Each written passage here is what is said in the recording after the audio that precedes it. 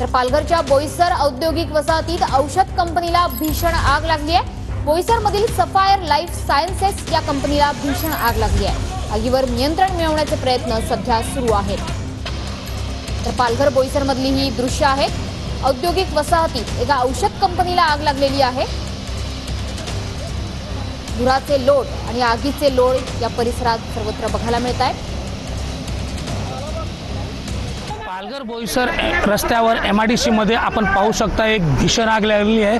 आपल्याला जे आपण याच ठिकाणी आपण उभे आहोत, ही जी आग लागली आहे, आग लागण्याचं कारण अजून सध्या समजलं नसलं तरीही ही मोठी आग आपल्याला लागलेली दिसून येत आहे। या आगीवर नियंत्रण करण्यासाठी पालघर जिल्ह्यातील 3 अग्निशमन दलाचे जे गाड्या आहेत त्या या घटनास्थळी हजर आहेत। मात्र कंपनीच्या आजूबाजूला अतिक्रमण असल्याने या कंपनीच्या आवारात शिरण्यासाठी अग्निशमन दलाच्या जवानांना अनेक अडचणींचा सामना करावा लागला आहे।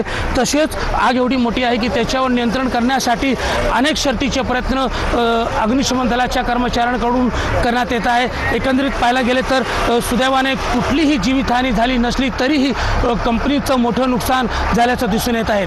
कॅमेरामॅन नावेद शेखसह मोहम्मद हुसेन खान, TVN मराठी, पालघर।